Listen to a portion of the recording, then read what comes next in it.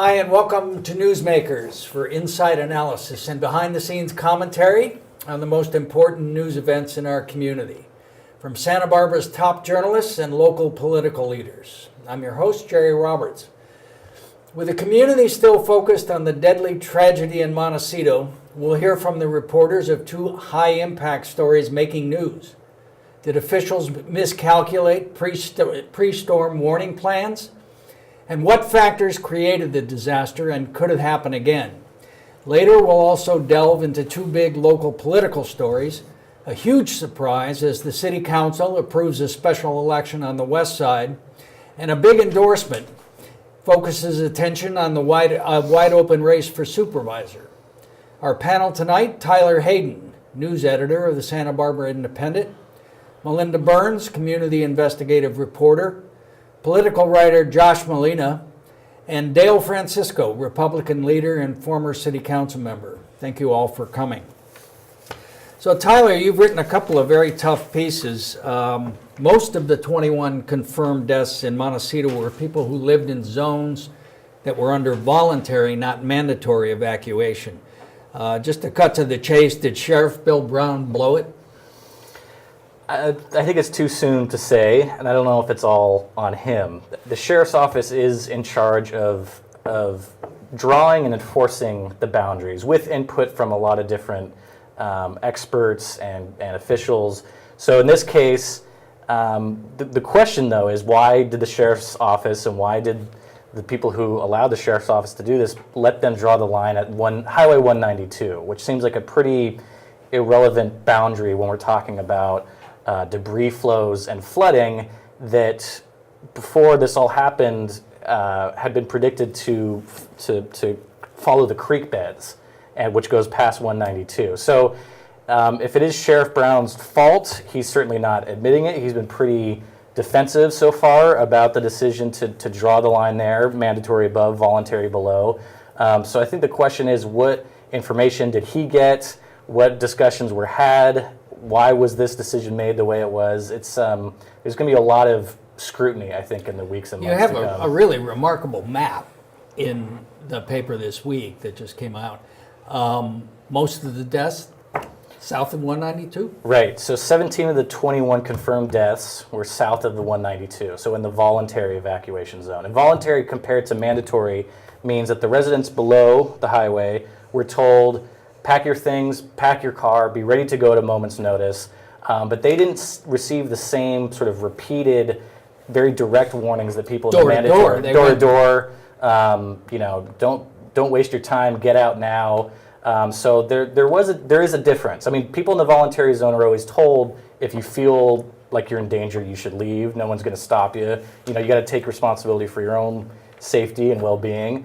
But there is a difference, and unfortunately, the vast majority of the victims here lived in that voluntary zone. So there's some suggestion that they had sort of a false sense of security going into the night of January 9th. So it's tricky, and it's a balancing act with sending out warnings and getting people's attention, but not sending out too many warnings and kind of eliciting the cry wolf effect, where people will just then ignore the notifications.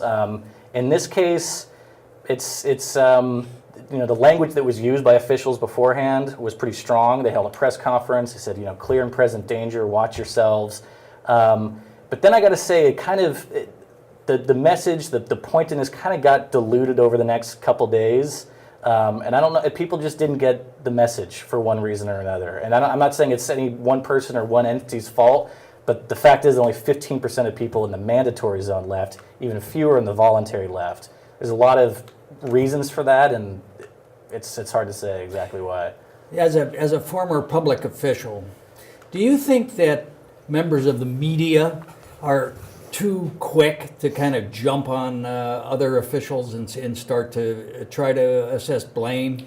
I think the media is doing its job and they're asking questions. I also think that this particular event was an unprecedented event. This kind of thing certainly has happened before, but not in historic times. And unfortunately, the reality is that a lot of what we know about public safety, whether it's earthquakes or floods or whatever, we've learned by people dying, and that's reality. You've had a couple of interesting set-tos with the sheriff at press conferences, and he kind of pushed back. When you say he's defensive, what do you mean? He is, granted, when there were those press conferences in the days immediately after, I mean, his department, every other department was in search and rescue mode. I mean, they're still looking for survivors, and but even since then, it's been almost 2 weeks, and I think it's fair to keep asking those questions of, what went into that decision, why the 192, so on and so forth. And he isn't really willing to talk about that yet. Maybe it's still too soon for them, meaning his department and his colleagues. Yeah, we should say they've done a great job. They have, since the event. But what I personally haven't really understood is when he's pushed back and said it does a disservice to the first responders. I don't think by us asking questions we're taking away from the heroic acts that have happened and continue to happen out there. I mean, nobody's ever questioned the amazing job that the first responders have done. The firefighters, the sheriffs, all public safety personnel have been incredible. So that to me is a little bit of like a red herring almost. We can't talk about this kind of stuff because of all the good things that are happening. So we'll keep asking, and hopefully. Will there be an official investigation? I'm sure. I mean, when something this is the sheriff going to investigate himself? I don't know. But yeah, and I don't know what that's going to look like. We were talking about that. Who's going to head that? What sort of the digging into information is going to look like. I know we will be submitting requests for more information through the Public Records Act if we have to. But this will be analyzed and scrutinized and criticized for years to come, I'm sure. Melinda, you had a piece that really got a lot of pickup on social media, and as a matter of fact, number 2 out of the 90 stories that we published on Newsmakers is shot to the top of the list, and had more readers, Josh. You'll appreciate this, than all of my stories on the 3rd District special election combined. Would you care to share with us what those numbers are? No. In the newspaper business, we used to have the pass-on rate. So whatever number you had, you multiply by 2.5. It's hard to do that. You're forwarding those links to 5 people. Right. Yeah. Anyway, tell us just to recap real quickly what the sort of special elements that combine to make this disaster were, and then, question everybody wants to know, is this going to happen again when it rains? Well, you need 3 things for a debris flow to occur. And it's a debris flow, not a mudslide. That's correct. As the media calls it. Yes, it's a popular term, but it's really not accurate for what happened here. So you need steep slopes that just had a wildfire. So the fire, there's no vegetation anchoring that soil to the hillside. You need very intense rainfall that just dislodges a whole ton of debris, and you have to have debris up there. You have to have soil, There's bedrock, and then there's soil on top of that, and then this charred vegetation layer, which is almost like glass. It just repels water. Because the chaparral doesn't just absorb like water baked anyway. soil, baked by the wildfire. And so boulders are part of the soil. So there was plenty of that in those canyons in Hot Springs Creek, Cold Springs Creek. Those are the tributaries of Montecito Creek. So you got 2 big tributaries coming into Montecito Creek, going right through the heart of Montecito there at Hot Springs and Olive Mill. And then you have San Isidro Creek, Great Big Creek also, both of them just primed with plenty of rocks piled up in the canyons, and this water deluge came downhill. In a very short time, you put out a chart with your... As Tyler was speaking, I was thinking, they were predicting 2 inches of rain. And that is what Montecito got in that 9-hour storm, was about 2 inches. But a quarter of that, half an inch, fell in just 5 minutes up in the mountains. And there's like a 0.5% chance per year of that ever happening. And then there were also around that happened at about 3:38 in the morning. Before and after, there were these bursts, 3 more bursts of very intense 10-minute, 15-minute, and 30-minute rainfalls that had a 2% chance of occurring in a year. So you got this, in the entire storm system from Redding to San Diego, it rained hardest and very hard right there over the burn area of Montecito. So should we take some solace from that it was really the almost unprecedented amount of rain in the short time? I think in terms of the predictions, they knew that they could get a significant debris flow with significant rain. And the more intense the rain, the bigger the flow, because it just unleashes this huge massive amount of Has this material. happened before? Sure, over and over in prehistoric times, like every 200 to 1,000 years frequency over the last 125,000 years. Yeah, Nick covered those. He's not here tonight, so I can take a cheap shot. And so I mean, it was that long ago. Montecito's built on them. I have a boulder in my backyard in Santa Barbara. Santa Barbara is built on these debris flows, but I never thought about where the boulder came from. It came from above, up there on the steep mountainsides, and it came down in a big flow. Rocky Nook Park. Yeah. Right. Prehistoric debris flow with a boulder field sitting right there for everybody to see. You can't build there, so they put a park there. And it came down from Rattlesnake Canyon. That was not a wildfire situation. Well, we don't know, but it was a landslide, they think. So I guess the other question that occurs is, well, and how did people get permits, or why did people build along those creeks? Well, If we knew it was a huge... I mean, this risk is in the something floodplain. that I think we'll have to look into is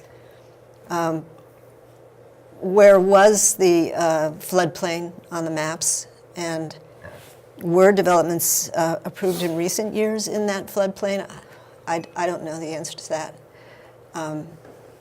Not a whole lot of big developments get built in Montecito. I can't think of too many in the last few years. Josh, you looked into, with the 101 closed, the effect on business in Santa Barbara. Is that coming back, or what's going on? Well, every industry that I can think of and that I've talked to people about is greatly impacted because of the 101 closure, and before that, the clouds from the smoke from the fire. Coast Village Road, obviously devastated. Downtown businesses were already struggling. So it's going to be long-term. There are going to be businesses that don't survive. The Montecito end, we don't know how long that's going to take. It's never going to be the same. It's going to take a long time before it ever comes back to the way it was. Some of the hotels are seeing a temporary boost because the evacuees are staying there.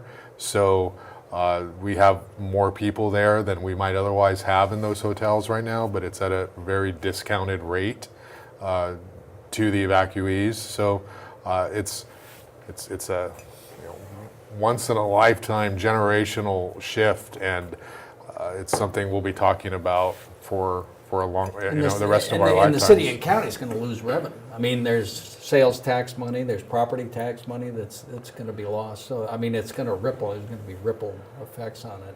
Yeah, if they stay longer than 30 days at the hotels, the cities aren't going to get, Santa Barbara's not going to get the TOT. So, yeah, I mean, everyone's taking a huge hit. Obviously, we're talking about people's lives lost, and that's terrible, horrible, hard to think about.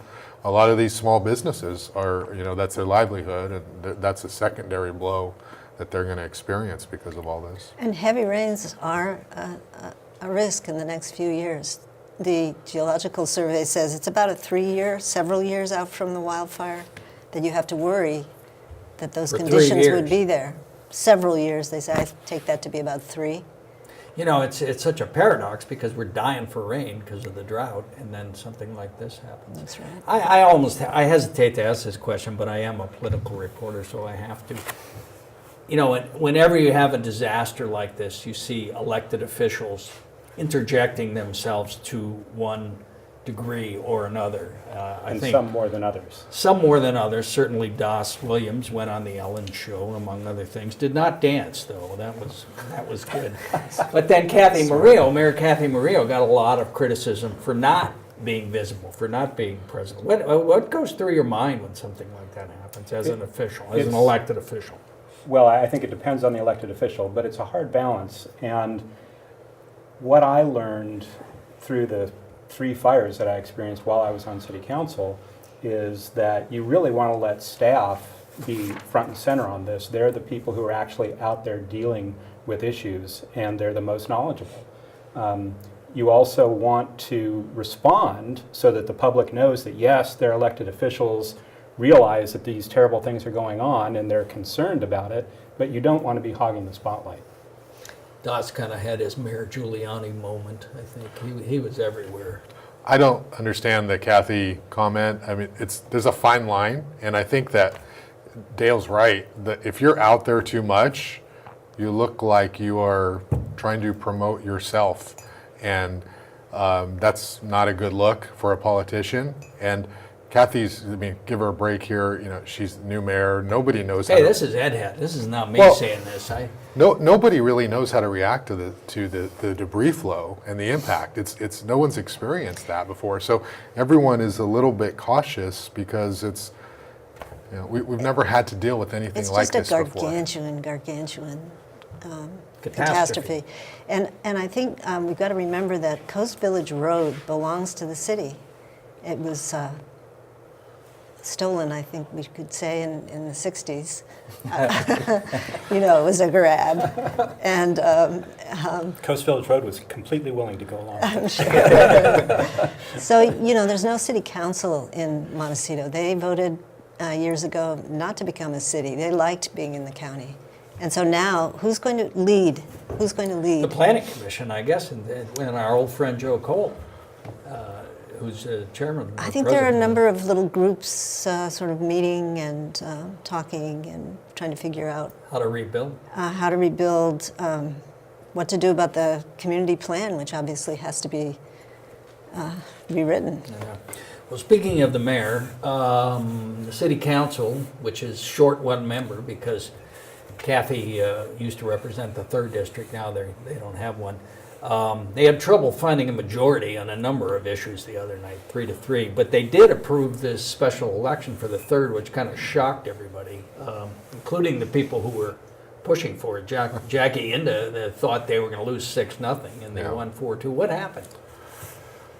I don't know. I mean, this is an example of what this new council is going to be like. This is the first time we've had a completely district council. Yeah, I mean, it's going to be interesting to watch them. Back in December, the old council said we're going to do a special election, and the new council. No, they said we're going to appoint. We're going to appoint. The new council said, well, let's do 2 things.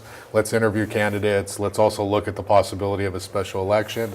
And then they came back this past Tuesday and decided that they weren't going to interview candidates and they were going to go with a special election with a lot of grandstanding, them saying the people of the West Side deserve to elect their next representative. They took a long time to get there, and it's not easy, right? It's complicated. You've got a city attorney saying one thing, you've got a very... Right, they went against, we should point that out, they went against the advice of the city attorney, Right. Ariel Colon, who was very strong and very firm, and got so the more time that went on that it ought to be an appointment. And you've got a respected judge saying, no, you do have the right to have a special... Franco Choa, retired Judge Franco Choa. Any other names you want to drop here, Jerry? No, it's all in the interest of information. Oh, okay. So they went with the special election, fine, give the people of the West Side the opportunity to vote. We'll deal with 6 people until June. What I did not like about that process was the fact that they had candidates who were there 5 hours and didn't allow them to interview. I thought that from a process perspective, they should have figured out a way to at least let them interview sooner, before they decided for the special election, or have it on 2 separate agendas, something, because, I mean, you had people who had we're talking about the people who applied. They're not political people. Applied to for the appointment. For the open West Side seat. They're not political people. They're not professional politicians. It was a huge deal for them to fill out the application, take the time. Some of them brought people to City Hall to support them. They're sitting there. For 5 hours waiting for an opportunity. Yeah, this didn't happen till after 10 o'clock. To interview, and then they council comes out of closed session, and they decide that they actually ask the question, should we interview? Greg Hart asked, should we interview them first? And I think Cathy, or I don't remember specifically who, but there was not a majority to interview them first. Well, it was 3-3. Yeah, so they decided not to, and just from a process perspective, the other thing is reasonable minds can agree or disagree on whether to appoint or have a special election, but you have a greater chance, in my opinion, of having a regular working class West Side resident getting elected, getting the seat through an appointment in this short time. Because now, I'd be very surprised if the Democratic Party did not get involved and get behind a candidate. And the Republican Party. I would be very surprised if the chamber did not get behind a candidate. So it is going to become a mini election. And if you look at what happened with Greg Hart and Jack Ucciferri, Jack was a non-endorsed candidate. He had about 450 votes. He did a really good job. 6th district. Yeah, and Greg Hart, who did not do any campaigning other than peripheral with the Democratic Party, he doubled it, right? So I should say that Greg came on the show, though, unlike Jack So I think and Aaron. I would be very surprised if we did not see a Democratic Party endorsed candidate win the District 3 seat, which is not necessarily a bad thing, but now when you have an election, it's a campaign. Could they have done both? Could they have appointed now and then still had a special election in June? They could have. It was a little too complicated for them, but Ariel did say, it was complicated in the sense it was a lot to do in that short amount of time when it's They had to write an ordinance, he said. Yeah, exactly. Okay. And so here they are at 9:30, they've got to come back. They just said, and then Eric Friedman, I'm glad you brought this, Councilmember Friedman decided to go off on this ethics of, triangle of ethics, He's going to be fun. tangent. And anyway, he said, we'll actually work together if there's only Better 3 to 6 3. of us. You buy we'll that? come to a If we're butting heads, we'll work together better.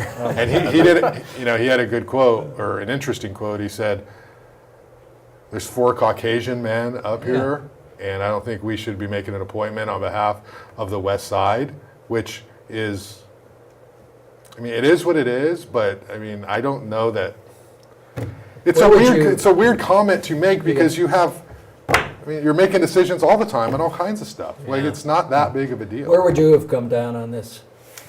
I understand. The ideal solution would have been if you could have appointed someone and had a special election, that would be ideal. But as Ariel pointed out, you'd have to pass an ordinance to do that, and even passing an emergency ordinance, which you probably couldn't do because you need a supermajority, it would have taken at least 3 months. So.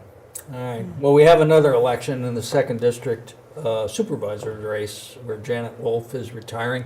She just endorsed Susan Epstein, a Goleta school board member who's a liberal Democrat.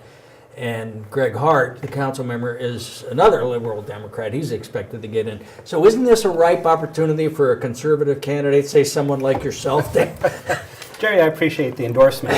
I expect to see that in print. The demographics there in the 2nd District are tough for a Republican. The Democratic voter registration is about half the registered voters. And then Republicans and non-declared split the other half. And what happens in an election, obviously, is those NPPs, the no party preference folks, they usually vote based on what party they came from, and the majority of them came from the Democratic Party. So when you boil it all down, you're going to get basically a 2/3 Democratic voter base in the 2nd District. Now, if you had an extremely charismatic, well-known, long-time Republican I name no candidate, names. and I name none either. If you had someone like that, there would be an opportunity in a normal year. This is not a normal year.